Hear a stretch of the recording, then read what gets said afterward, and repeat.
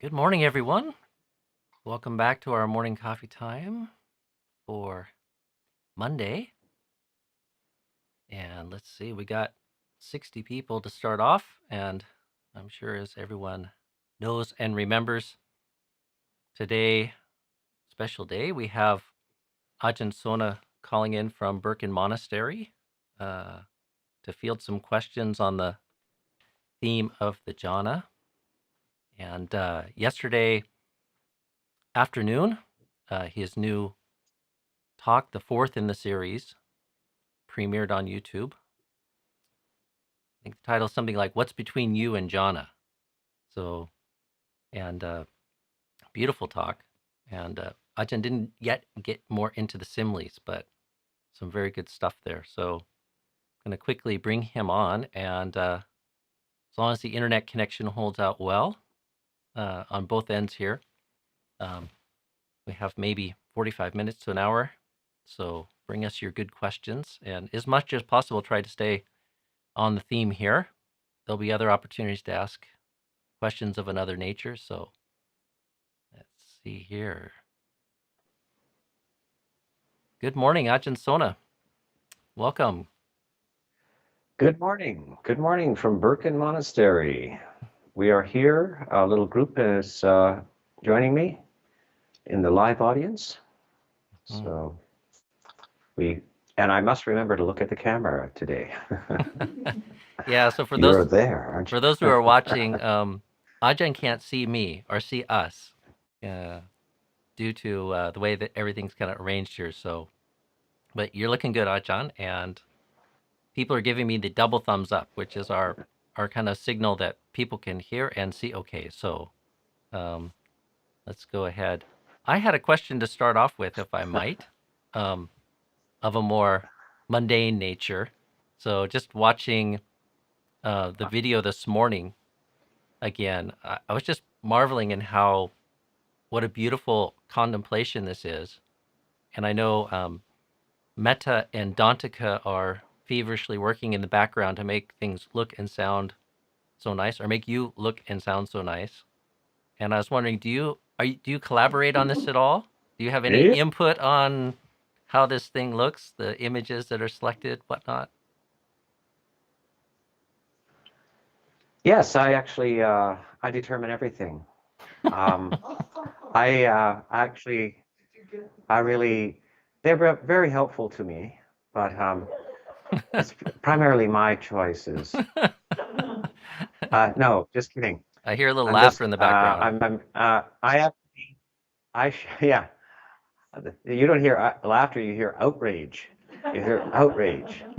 This is the artistic my sound and everything is deeply edited by Metta, and so the tone of the voice and the ah, you hear me do that vanishes when Metta gets a hold of my talks. So, and then I sit down with her sometimes after she's worked at it for 5 hours or 8 hours or something, and then I say, no, how does it sound? She plays chunks for me, and she asks me, do you want to keep that, or do you want to eliminate this or that? So I get the final edit on that, and then Dantika, we sit down and watch images that she proposes to put into the video. And sometimes I have a suggestion, sometimes I just say, yeah, great, Almost never do I say, no, let's not do that. But when I do, oh my goodness, there's a lot of negative energy in the room then. But that's spiritual training for Dantika. I do that deliberately sometimes. As you know, in monasteries, abbots can rub your fur the wrong way. Yeah, They're indeed. famous for finding out which way your fur goes and then rub it the wrong way just for spiritual exercise. That was a joke. A test of sorts, a test. So, okay, well, let me scan down here and So see. the process. Oh, go ahead. the process of making these, first of all, making the Dhamma talk, so that requires filming and microphones set up in the sala and staging, etc. And then afterwards, all this editing and so forth. So, but we try to keep it all part of the spiritual process. It's not something that is divorced from the idea of what we're trying to do here. So all of this should be brought in. All the activities of a monastery are also have to be in the mode of the spiritual. Yeah. Okay, very good. Well, thanks. I suspected that was the case, but I was ready to give 100% credit to Dantika for such beautiful looking images. So it's a piece of art. Well, we should give 100% credit because I didn't pick them out. I say, that's nice, dear. You just approve them. Okay. Yeah. Yeah. Okay. Well, let me see if I can scan down here for the first of the questions. Okay. Good morning, Scott. So Scott's question, Ajahn, is you point out that restraint of the senses is the process to glimpse Samādhi. You suggest letting go of preoccupations, including family and friends. How to skillfully relate? Well, this is a special period of time during which you're trying to do something abnormal. You're disconnecting from your normal tangled thoughts. I mean, people spend 6 hours watching melodramas on television, don't they? And during that time, they're not thinking about their family or anything else. They're occasionally the material on the television kind of triggers some thought about your job or your family, but people spend a good deal of their day waking consciousness in a kind of quasi-fantasy. And then they sleep all night. As we point out in this talk, there's a lot of sleep going on, 8 hours of sleep perhaps.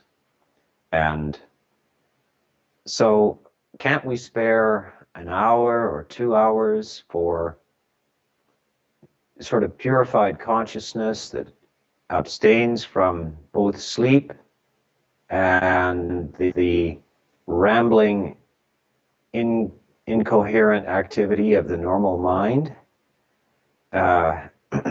There surely is time for this.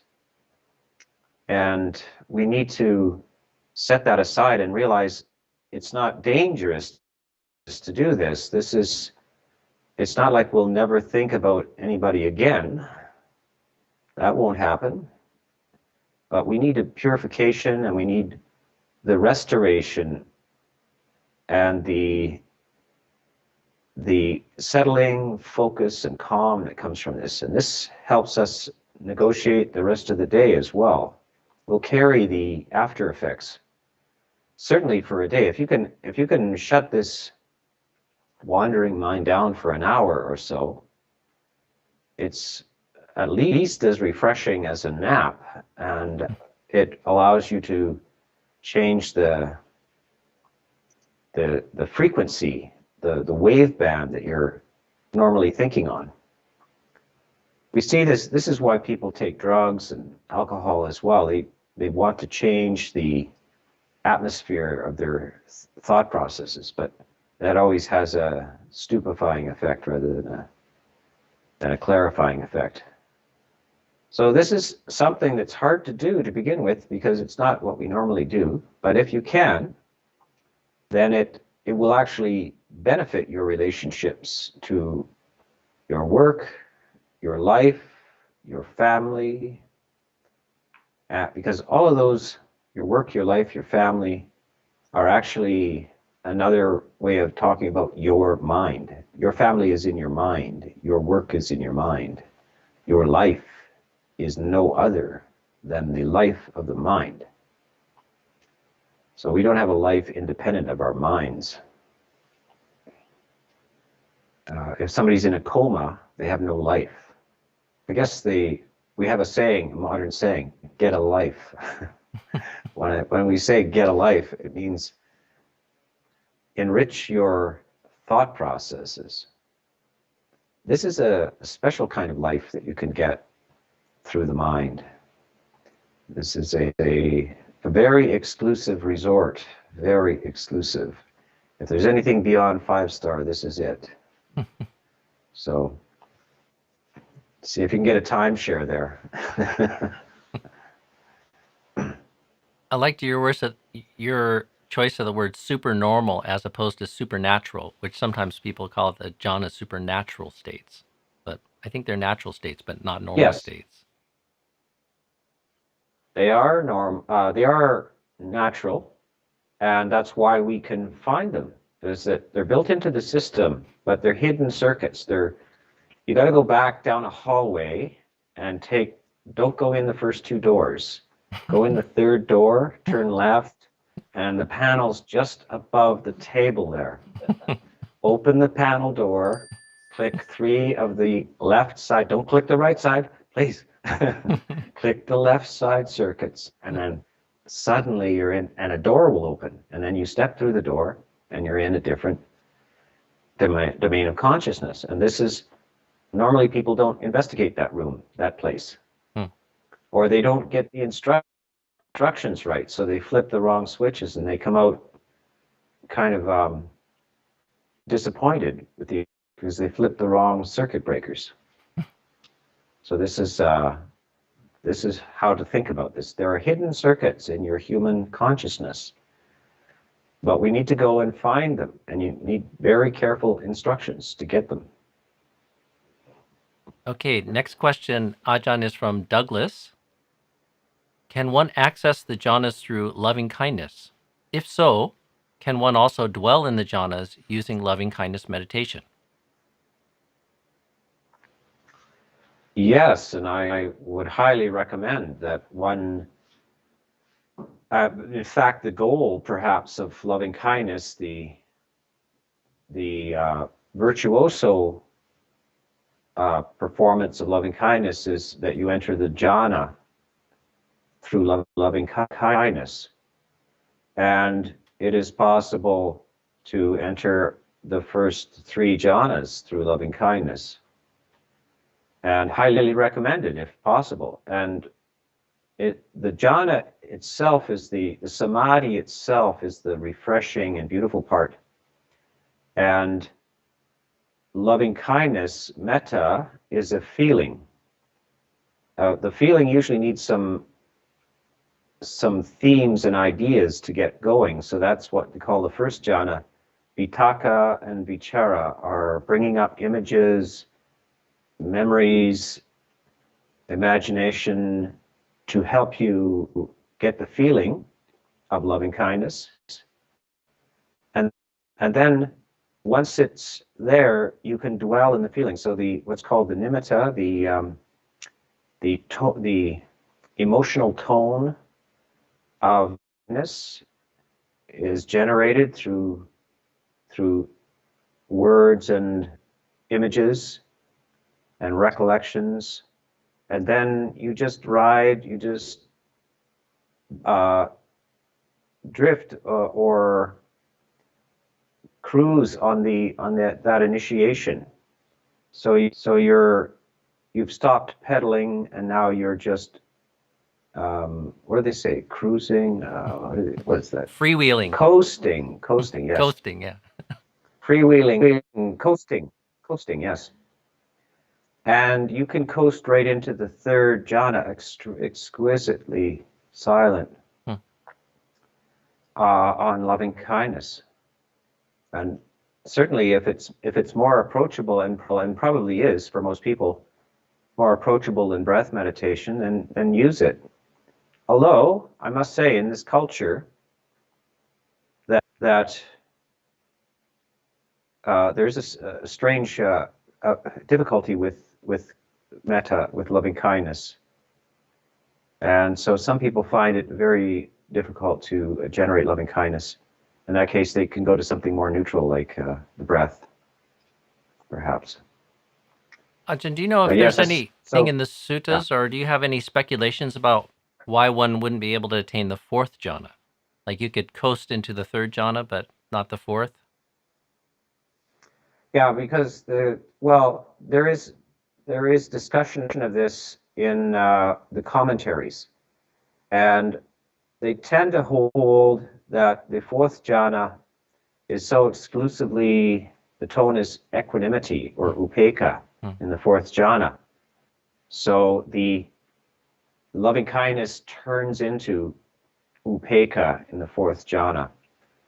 But others say, yeah, no, you can go there with metta. But I think that basically you can get there with metta, but the primary tone at that point is equanimity, because that's the dominant description there of the fourth jhana. We should remember something, that a very beautiful essay by Bhante Nyanaponika, Venerable Nyanaponika, the late great Nyanaponika from Sri Lanka. He was a German immigrant to Sri Lanka and spent 57 years as a monk, I think it was. The teacher of Bhikkhu Bodhi as well. And he has a beautiful essay on the four sublime abidings: the loving kindness, sympathetic joy, compassion, sympathetic joy, and equanimity. And what he points out is that equanimity, they shouldn't be really thought about as separate things. Loving kindness and equanimity really need balancing, and that they help each other. Equanimity is the cool head, and metta, loving kindness, is the warm heart. And as you know, for several years, I kept talking about cool head, warm heart, cool head, warm heart. And that these two things need to actually be present simultaneously, especially compassion. Compassion needs to be balanced with a cool head, because compassion easily turns into grief, sympathetic grief. And it needs, and it's very poorly understood in the West what compassion is. Compassion is feels good. It's not you're not kind of allowing yourself to be tormented alongside of the object of your compassion. So you're compassionate to somebody who's suffering, but that doesn't mean you suffer along with them. You don't suffer along with them. You radiate a warm feeling of, may you be free from your suffering. And this warmth is kept if you have a equanimous mind. So this is the nature. Sometimes I say, rub your stomach, pat your head at the same time. And this is a thing we learn on in the schoolyard, a challenging exercise to pat your head and rub your stomach. This is keep your head cool and your heart warm, and you'll get a satisfactory experience. But if either one goes off the track, if the head gets too warm or the heart gets too cold, then you will have an unsatisfactory experience. So this is very important with this understanding loving kindness, relationship to pure equanimity. And on one end of the scale, the heart is dominantly warm, and the other end of the scale, the head is dominantly cool. So these are the ways I talk about this. Very good. Ajahn, the next question is from Sumana. Quote, concern for future self, unquote. I see rebirth as habit energy. Could you speak a bit beyond reaching Samādhi and how this concern influences rebirth in the next moment and the next lifetime? It drastically alters your future. And the Buddha says that if you can generate this, he's speaking about monks. Monks, when they first are ordained, are usually not enlightened. And they are they're basically living on the Buddha's credit card for a period of time. It's kind of like having a rich daddy. You're getting fed and housed and taught and everything free of charge. So sometimes the monks worry about that they're getting into debt on daddy's credit card because they're not very worthy. They're trying to live up to a very high ideal. They have aspirations to purity and so forth, but they are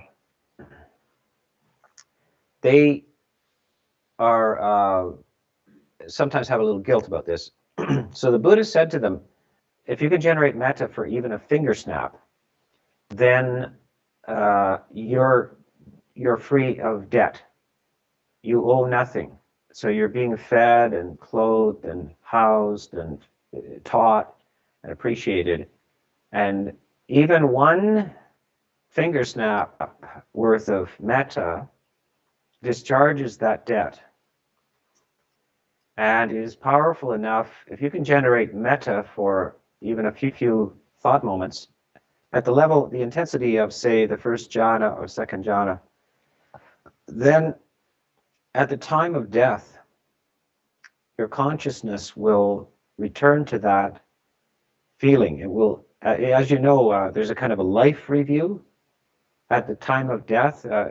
Even non-Buddhist countries and so forth, all kinds of religions know that at the time of death, you suddenly have your life flashes before you. And the flash, the type of contents of the flash are the moral dimensions of your life. And at that time, the loving kindness is so strong that will be the featured consciousness. And that featured consciousness is the determinant factor for initiating the next life. And so it's kind of a little crossroads. It's a point where you've got to make a choice about the dimension which you're about to enter.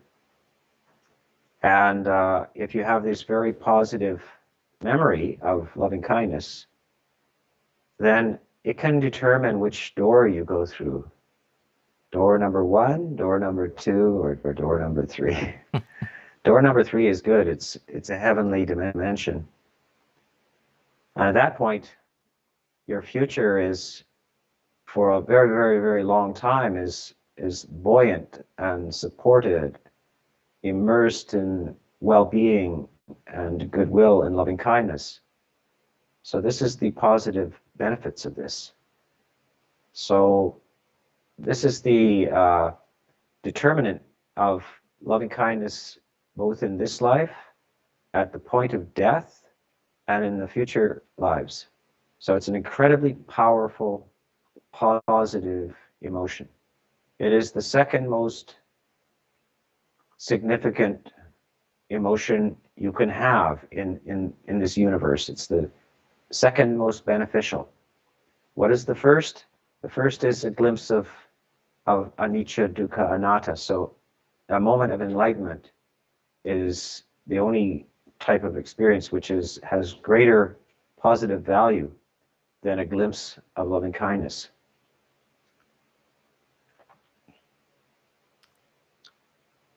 Even if you only attain it once, do you think it'd be impossible to forget? Like, possible? I mean, it has some lingering impression on the mind. Right. Yeah. Even for the duration of a finger snap, or as they say, one squeeze of milk from a cow's udder. one squeeze. Now, everybody in India knew what that was, but unless you're raised on a farm, you may not know about a squeeze from the cow's udder. It's one gush, gush, like that, gush. About, what is that? 2 seconds, 3 seconds long? A couple. It's a time unit.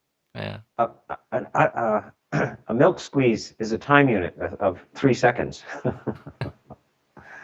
So, and it's a very beautiful simile, is because what is the squeeze of milk is the milk of humankind. It's the how the child lives, right?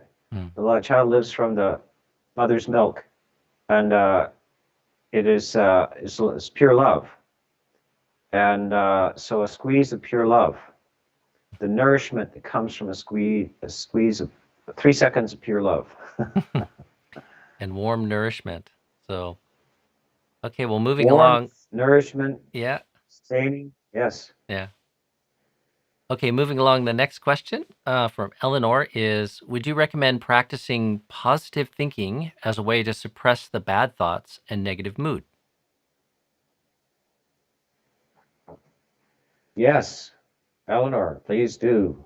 Please think positive thoughts, and don't allow negative thoughts to carry on. Don't let them convince you that it's the truth. It's not. There are facts in life, like sometimes somebody near you dies, or you lose something, or you lose your job, or there are failures and difficult things in life, but it's how you feel about them.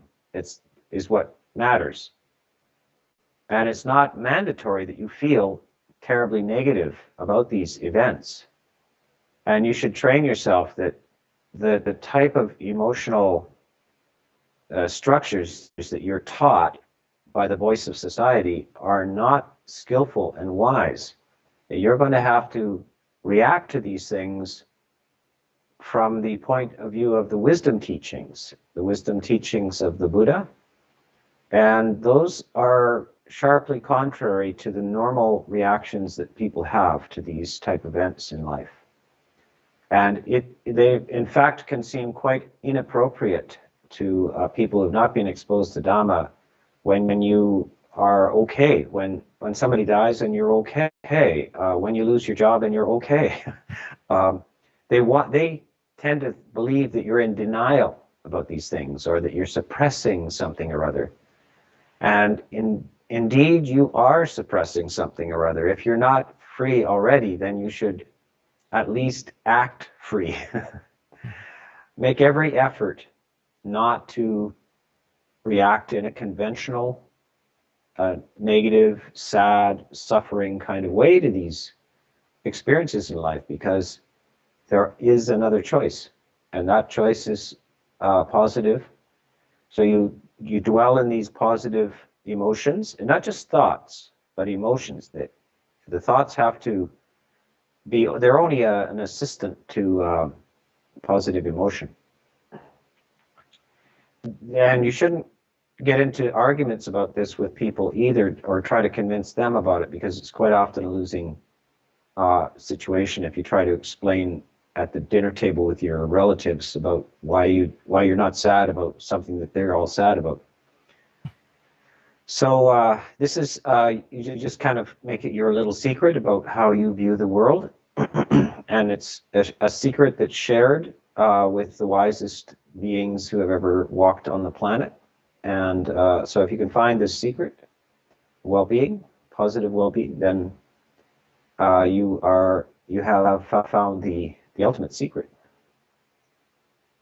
She had a follow-up question too, Ajahn. When you reach jhana, why would it end? Is it possible to stay in jhana forever? I'm new to Buddhism, so apologies if this is a dumb question. No, it's not a dumb question. And it is indeed answered in the commentaries. It's kind of like worrying about going to sleep and never waking up. The sleep is a natural process. And when you've had enough sleep, you're awake. And so this is why I talk a lot about sleep in this talk, the fourth talk, is that we do an incredible kind of strange mystical thing every night. We go to sleep, and there are various causes and conditions which prevent us from sleeping sometimes, and that's a terrible situation, because we need to sleep. It's very important to our health and well-being. And we sleep for a certain duration. Sometimes we go to sleep but then wake up in the middle of the night, can't get back to sleep. Sometimes we sleep through the night. And if you're not sleeping well, then you have to examine your life and the situation to say, well, what's preventing me? Or what's waking me up in the middle of the night? Or what should I do when I wake up in the middle of the night? So these are the same kind of questions that you have with jhana, is that why can't you enter jhana? Because your life is too chaotic, disturbed, and your mind is not properly trained. You don't have a proper philosophical view of the nature of reality. You're not strongly, and by the way, this requires a certain amount of confidence and faith as well. You have a view of reality which you have faith in. And this allows you to disarm and relax the alarm systems which prevent you from going into the jhanas. How long you stay in there is just to the depth of your consciousness, confidence, and purity.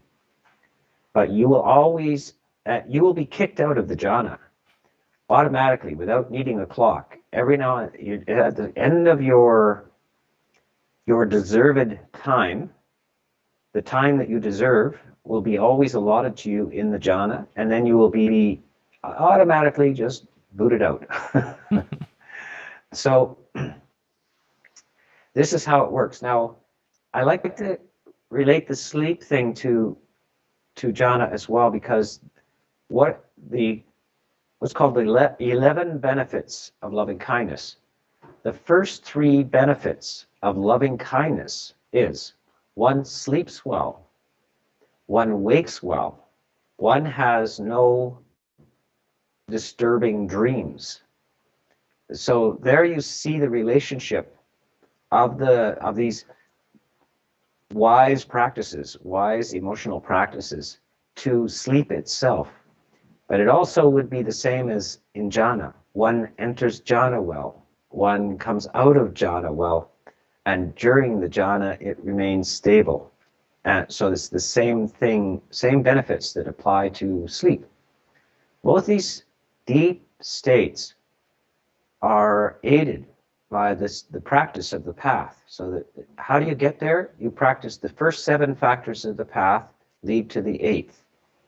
And this kind of cleaning up one's life and ordering one's life, and this also aids your sleep and even the activity of your mind in sleep, that is dreams, etc., are transformed by this wise application, the proper use of the mind and the heart. Okay. All right. The next question is from Jay. Dhammapada 372 says, "There is no jhana for one with no discernment. Can you talk about the role of wisdom in getting into concentration?" Nati janang apanyasa apanyanati ajayato. So this is the Pali version of that. When there is no samadhi for one who has no wisdom for one who has no samadhi. But one who has both jhana and panya, the concentration and wisdom, is close, santike, to nibbana. These 2 things support each other. They feed back on each other. If you're unwise, you won't have concentration. If you don't have concentration, you won't gain wisdom. You need both concentration, samadhi, and wisdom, panya. And when you have both of those, you're very close to nibbana. Now, why do I know this? Do I have a photographic memory of the entire Dhammapada? Yes. No. No. I know this, nati janang apanyasa panyanati ajayato, because after virtually every sitting that I ever spent with Bhante Gunaratana, he ended the sitting by quoting that passage: where there is no concentration, there is no wisdom. Where there is no wisdom, there is no concentration. Where one who has both wisdom and concentration is close to nibbana, to peace and freedom. So he chose that passage because of its incredible importance, and he is attempting quite rarely amongst the Sri Lankan monks at that time to reintroduce and revalue the jhanas. Even meditation itself in some Buddhist countries has been downgraded or dismissed as not the proper activity for monks, that more or less they should be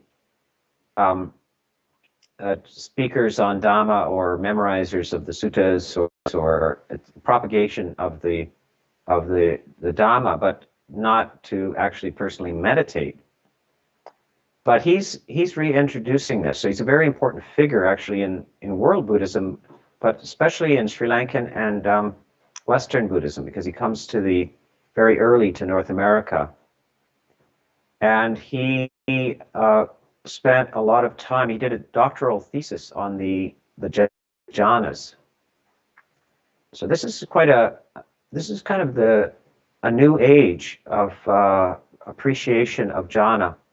And so, of course, he's my ordaining teacher, and he was endlessly enthusiastic about this practice of jhana, and he would deliberately recite that particular passage twice a day. I would hear it twice a day, So this is I really appreciate that, and I appreciate his ability to shrug off kind of lazy cultural approaches to the Dhamma. This happened in the forest tradition as well, the Thai forest tradition. They shrugged off the cultural assumptions of Thailand at the time, the general assumptions that meditation was not very useful, or that the monks had other things to do, etc. So this is a revolution, and it involves this reappreciation of the eighth factor of the Eightfold Path and its relationship to wisdom. So there you go. I just wrote a book. I remember visiting Bhavana Society and witnessing that. Like Bhante comes out of his meditation and in a very peaceful, low voice kind of recites that bit of the Dhammapada. It's powerful. And I think his first book he ever wrote was Serenity and Insight, which is on that very theme. So, okay, the next question the is relationship from between Andrew. Our next question, Ajahn, is from Andrew. What is the key for moving from a lower to a higher jhana? For example, the first to the second. I've heard reflection on drawbacks of the lower jhana. But any other tips, tricks, or mechanisms? Well, one has to blunder into these. If the preconditions have not been met, then one will not be able to go to the next level. So, as with all things, it's a gradual accumulation of skills, and then you can find your way through it. What they recommend is that the first jhana be mastered before trying to go on to the second, third, fourth, that one has mastery of the first jhana. And what is mastery? If you manage to attain it, it's not really so important. The attainment should not be foremost on your mind. It's how you attained it that should be on your mind. What did I do for the last 3 days? What did I do when I sat down for this? What was my mood? What did I eat? How much did I sleep? What time of day was it? So you try to examine all of the ideal conditions for having achieved this, and you make a little detailed notes and a map so you can find your way back to this. Because what happens is they make an analogy of cows that are on the range, and a cow is wandering around eating grass. Now, this is very appropriate. If you've been to Birken, you'll see that we have endless range cattle here. And they know where the ponds are and pastures. So they roam around and they blunder into a beautiful kind of grassy meadow, which is absolutely perfect for them. And maybe there's even been some water or something there. So they blunder into this, and they're quite delighted by this. They eat to their satisfaction, but the herd, they have to stay with the herd. So the herd moves on, and it goes down to the main water hole once a day. So they interrupt that. They wander down, and then the next day they think, I'd like to go back to that meadow. And then they try to find it, but they can't remember exactly where it was. So they can't find their way back to that beautiful meadow. So that's the nature of jhana. Sometimes on retreats, people blunder into jhana. We call it beginner's luck. And you blunder in and you come to the teacher and you're all dreamy-eyed and you just had this amazing experience and you're asking, what was that? And is that the jhana? What? Wonderful. And then you're all eager to go back to it. And then 3 years later, you're coming back in absolute frustration. I did this before, now I can't get back to it. I don't know, it's lost. So what's important is not that you got into it, but how you got into it. And you must make a note and a map of there. So then you can go and visit it anytime. So and that's your first duty, is now let's practice going there quickly. So you try, see how fast you can get there, how quick you can get there. After you can get there in a reasonable time and you understand the preconditions, then, now how long can I stay here? So that's the attempt to increase the duration of staying there. And then your third thing, strangely enough, is like, how do I get out of this?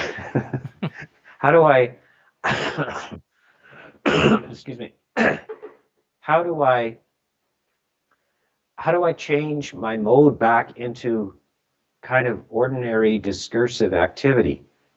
Because if you're in jhana and then the phone rings and it's your mother and she wants you to drive across Calgary to visit her because something's going on, then you better be able to come talk to your mother and get the groceries and go there and deliver them. And if you're kind of too blissed out that you can't quite get the message, then that's not satisfactory. You need to be able to change modes. So the first part is getting in quick. Second part, staying in. Third part, coming out. This is also for sleep. Isn't it the same for sleep? If you can't sleep, you got to find out how do I at least get to sleep. The next thing is, how do I stay asleep? And then the third thing is, like, how do I wake up? There's all kinds of articles about all of these stages of sleep. Like, some people wake up as cheerful as birds song in the morning. They're just cheery little birds, in the morning. Like, what the?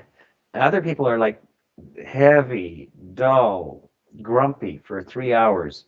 They need the full caffeine in their system before they merge into human consciousness. So this is a kind of the three aspects of jhana. Until you do that with the first jhana, you can't really concern yourself with the second jhana. But the more you learn about the first jhana, the more access to the second jhana occurs. And then you must do the same thing in the second jhana. And then the second, and then the next thing in the third, and then the fourth.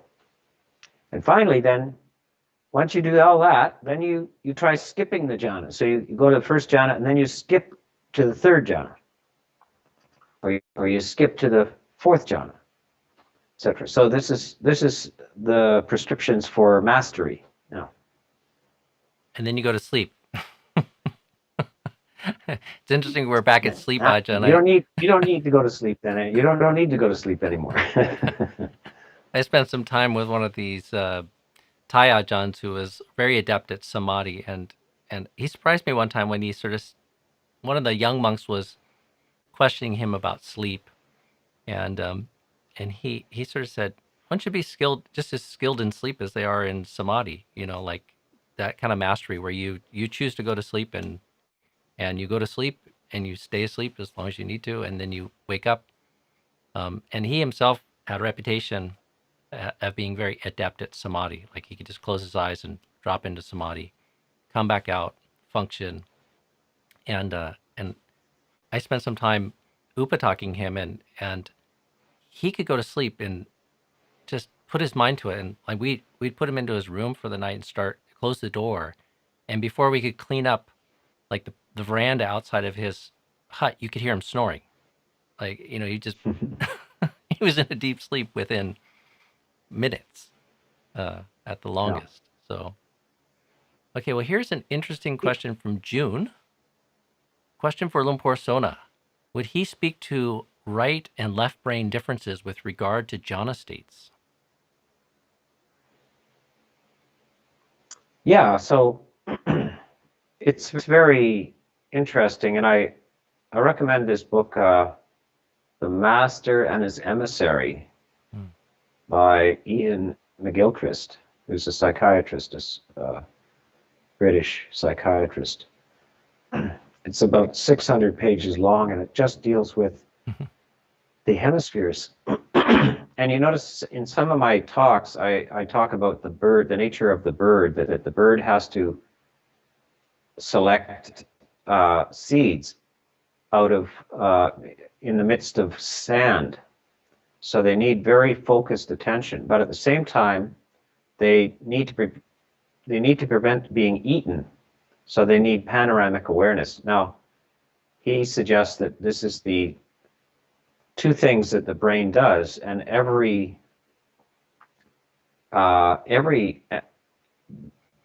every animal actually needs a divided hemisphere for that purpose. One is very specific types of attention for survival, and then in other words, to eat. And the other one is panoramic awareness in order to not be eaten. And so we need these two functions, and they're kind of functions of left and right hemisphere. The right hemisphere is the one that understands the larger picture and arranges things in their place. And so that's also wisdom.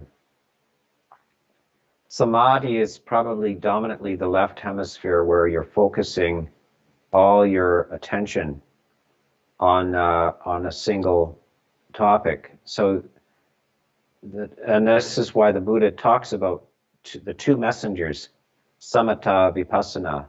That samatha, vipassana arrive at the gate of the city, and sati is the gatekeeper, and sati recognizes them as having accurate reports of reality and allows them to enter and disclose proper information about the kingdom outside of the walled city to the king. The king is consciousness. So these two messengers arrive with an accurate report of the conditions of the kingdom. And what is the accurate report? Everything, Your Majesty, everything is impermanent, insubstantial, and unsatisfactory. The king then has an accurate description of reality. Consciousness has an accurate description of reality. But don't notice that both of these, it's two messengers, it's not just one. So both hemispheres are required, and this is nati janang apanyatsa, panya nati ajayato. So no samadhi, no wisdom. No wisdom, no samadhi. Both wisdom and samadhi, then close to reality. So the hemispheres have to be balanced and cooperative. And there's some very fascinating neurological studies about when people have damage to one side or the other, that one loses the the proper balance. So you can't see the forest for the trees. That's the left hemisphere. The left hemisphere sees a tree, but does not see the forest that the trees make up. Some see only forest, but they don't see the individual tree, right? So that's large type visions, but you can't figure out how to use your spoon to eat soup with, you know?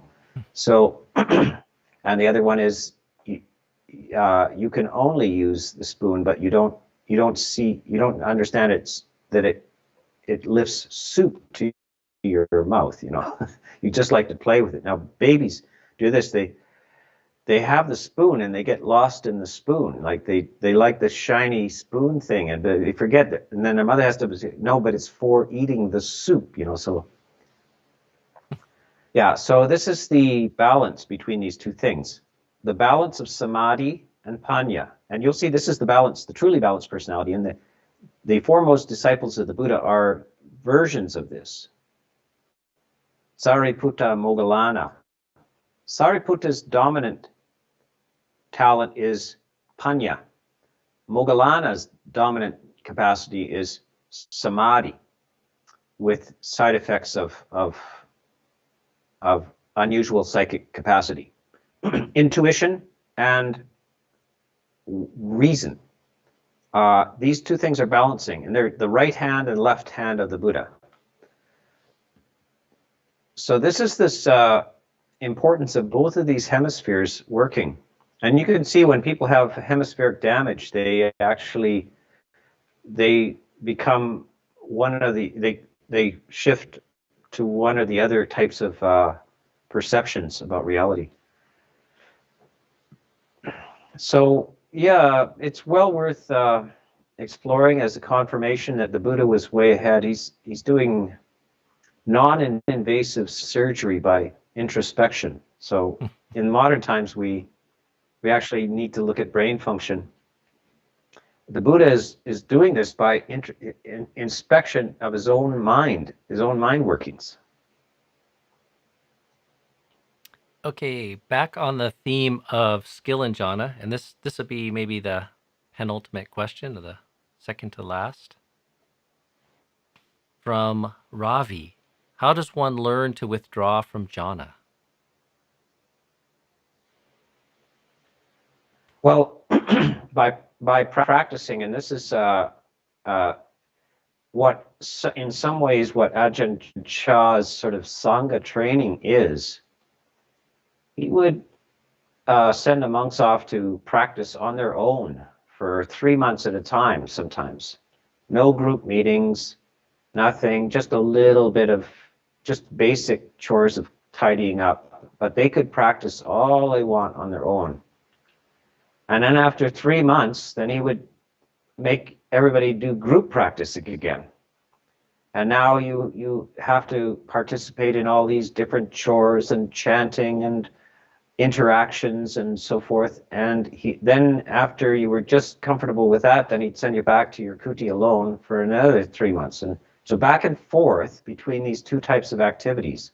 One is social cooperation, the need to do practical chores, and then freedom from that to explore, to allow the mind to be completely divorced from the practical side of life. This, when the mind is, this is the samadhi dominant side, is that you are kind of a absent-minded professor at that time. So you get lost in the hallways of your university. You end up in the wrong classroom. You don't know how you got there because you're mulling over something else. And then other people are so preoccupied with doing something, you know, making sure that the floor is swept in just exactly the right way, that they are bringing kind of a uptightness to everything, over preoccupation with detail and things. So this is practicing going back and forth. This happens in Zen communities most famously, is that not to make a conflict between work and the meditation life. And this also is one of the phrases in Benedictine monasticism, is work and prayer is the primary thing above the door of a Benedictine monastery. Kind of the non-conflict between things, and one has to cultivate the capacity to go back and forth fluently between these two things. One thing that, and you don't realize that how some people are very adept at one side but not the other, and others adept at, so the great balance is to be able to do both of these things at will, to shift quickly from one type of mind state to the other. And you do this by practicing it, and not saying that state is worldly, I don't like that state, or that state is too diffuse, I don't like that state. So you have to say the mystical state, the diffuse state, the transcendent state is a beautiful support structure to the practical state as well. One time I was near the end of my time at Wat Panana Chat. I had not talked on a phone for, I must have been 4 years. I hadn't done anything technical, and I had to make a phone call to something to do with a plane, or to get a plane. And the abbot said, well, there's a phone over in my kuti. Use it. And I'd been just meditating for months and months and months in the forest. No technological stuff. Went there, and I literally could not figure out how to use a phone. And it was overwhelming. I couldn't, well, and I had to go get a monk who had just arrived from England. And I said, can you help me? Have you used a phone lately? He said, yes. What's the problem? Oh, I just don't know what the problem is. But so he came along with me, and he picked it up, and he figured it out, and yes, okay, now talk. And I thought, wow, I couldn't figure out how to use a phone. Wow, that's interesting. Anyway, as I came back to the West, I had to figure out all kinds of practical things. There is a demand in building a monastery in the West to be practical and get your act together in these areas, but at the same time, be able to go into teach a jhana retreat or something like this. You need to be able to go back and forth between these things. And it's by telling yourself, look, there's no impediment to this. Don't make an enemy of these two states. Learn to make friends with both of these states. That's how you do it. You go back and forth, back and forth, back and forth. Ajahn, we're coming up on 9. Do you have time for one last question? Yes, indeed. There is, in fact, 2 more sips in this cup, so I'm good for one more question. Okay. Well, we'll make this one the last one. This is from Samādhi. Can someone with past depression or trauma attain jhanas? Yes, they can. And it's very clear. This is very important information for the modern times and modern psychology. They really should reference the suttas.